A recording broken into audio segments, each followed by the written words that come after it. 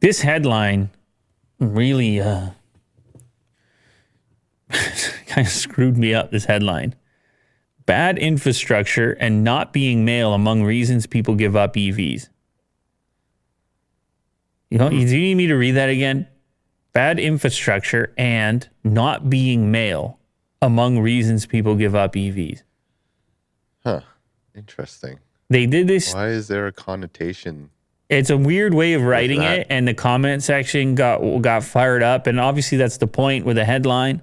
But it isn't. Jonathan. No, but it's real though. I mean, the data shows it, so it's not like. Really? Yeah, the data shows it. So anyway, 20%. This study was in California. 20% of Californian EV adopters gave up plugins. Study finds. So this is people who previously owned an electric vehicle, and then on their next purchase, they decided to go back to a full-out gasoline car. Huh.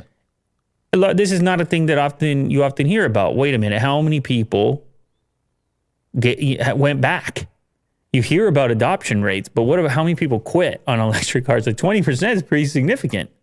They say, "Oh, that wasn't worth it." I wonder why. Bad infrastructure.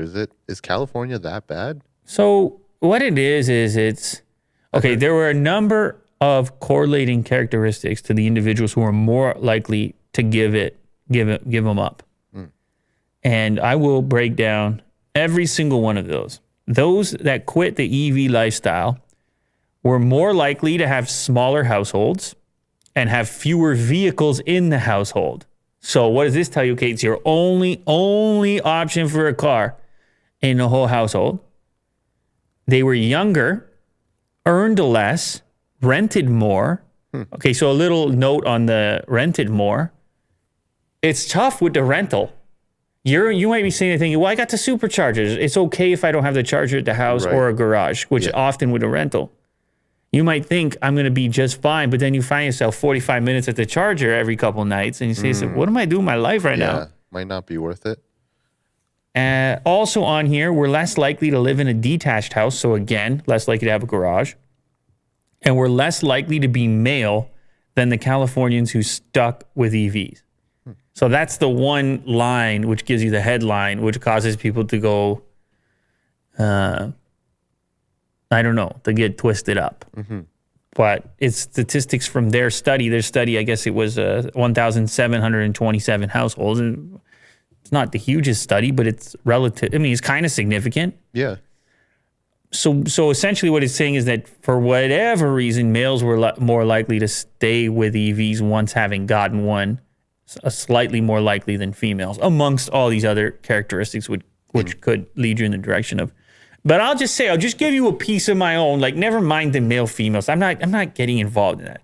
People do what they're going to do. People choose what they're going to choose. There are benefits and drawbacks on both sides. And I'm not one of these people that like you're evil if you're driving a gas car, or you know the only way forward is. I mean. Maybe eventually the only way forward is the EV car, but I'm not going to go out there and say that it's right for everybody right now. No. It's just not. And so from personal experience, I got the electric car, but I have other cars. So it's not even fair for me to act like some superiority. Like, it ain't like that. There's certain circumstances where, like, there's many times you saw my car parked and charging, and I'm driving some other one across the province or something like that.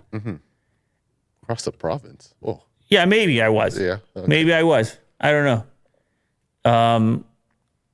But there are some considerations with me, especially the one I have. It doesn't have tremendous range. The Taycan Turbo S is around, it's hard for me to say, but it's under 400 kilometers. Right. It's under 400 kilometers, and I'm used to I've had a number of cars up in the 800 kilometer on a fuel tank, on a full fuel tank. And so it's, it's just, there are certain circumstances where it's not as convenient. Now, there's other times where if I've got it here always charging up, I never have to think about going to a gas station. Yeah. So that's a beauty. That's a bonus as well. So it's a benefit and drawback situation. But for myself, my lifestyle, the family and everything else, if we as a household could only have one vehicle, there's no way it's going to be an EV right wouldn't now. be an No, EV, yeah. there's no way. There's no chance. It just wouldn't be Yeah. No, I hear you. right now. I get it. Right now. Right now. That could change, of course. But there's a couple things. It's not just having the charge stations, it's the time it takes.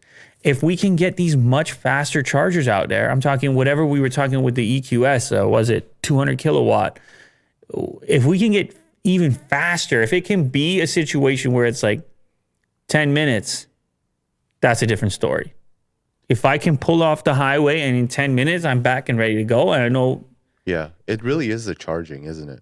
Faster absolutely. charging. I mean, It's if you're on your way to a tournament, a sports tournament with the kids, and you're gonna pull over for 45 minutes, I don't care if there's a nice mall there. If you were late taking off, and there's certain situations. yeah. I'm saying, and once they can get across all of those off the list, and then they have the performance, and then they have the environmental, and then it's a wrap. So that's obviously where the focus. I mean, I'm not breaking any news here. That's what they're all working on. Yep. Everybody's trying to figure out how to charge faster and have more locations to do such a thing. So it's only a matter of time. Yep.